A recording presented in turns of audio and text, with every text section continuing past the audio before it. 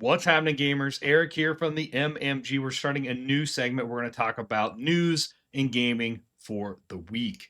We had a pretty big week, too. So, this is a great week to start us out. We're going to talk a little bit about the whole Epic laying off 1,000 employees part. We're going to talk about the Xbox showcase, some PlayStation news, and a little bit of video game movie news to round us up. Let's get to it.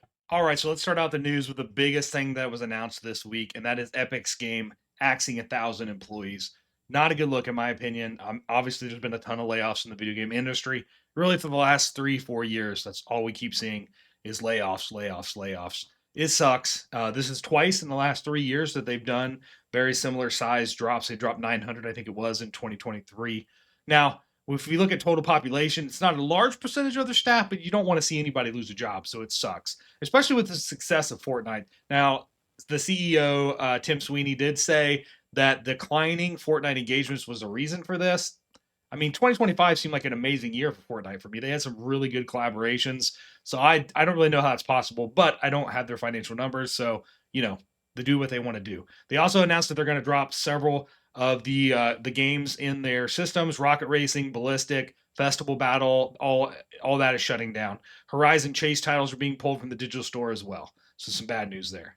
All right, next up we have the Xbox Partner Program. So this was a pretty cool preview drop. They dropped 19 games. 8 of them were brand new, so that's pretty exciting news. 30-minute showcase, which displayed on March 26th. You can go back and watch that if you want to see this for yourself. 14 of the 19 games are going to hit Game Pass Ultimate day one. So that's awesome. They've been doing that for a while now, kind of bringing that value to the Game Pass. Obviously, the Game Pass price hike sucked there. That happened was last quarter, I think it was. Maybe it's more than that. Maybe it's 6 months ago. I don't even know. But yeah, so that's coming. Some notable titles are The Hunter, The Reckoning, Death Wish, Open the Show. That's the 2 big ones. Alien Deathstorm and Stranger Than Heaven were also both confirmed.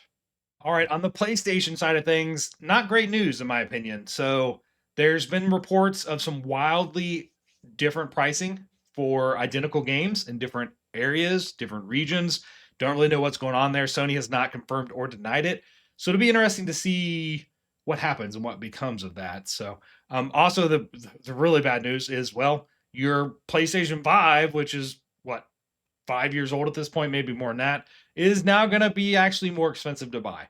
And yes, this is because of the hardware being hard to get because of all the AI and all the data centers are spinning up. They have pre-sold all their RAM and SSDs to these locations, and so it's hard for gamers to be able to get any hardware that we need. So that sucks.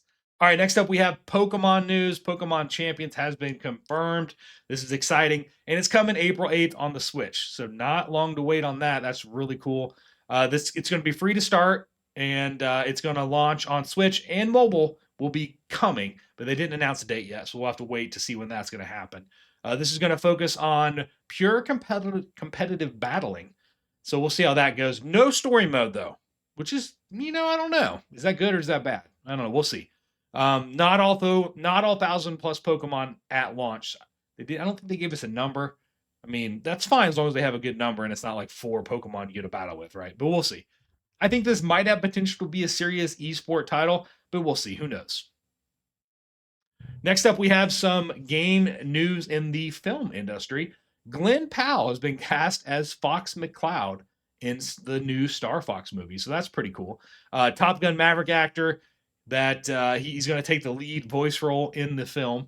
This is obviously a Nintendo IP. They've been getting huge into this space with, the hit of the Super Mario movie. And then, the Minecraft movie coming kind of showed that, hey, games can make a lot of money in the movie industry. And so they are just doubling down, it looks like. So Mario obviously set an awesome bar for video game movies, where before it was kind of hit or miss. You'd have a couple that did a really good job. You'd have a couple that really stunk and, lost money. And so I think they're going all in on it. So, all right, everybody, that is your week in gaming, MMG style. Epic is hurting. Xbox is delivering. PlayStation doing PlayStation things. Pokemon set a date. And Glen Powell is about to do a barrel roll. Drop your takes in the comments. Hit that like button if this was useful to you. And subscribe if you're new here. And I'll catch you in the next one. Stay mature out there, everybody.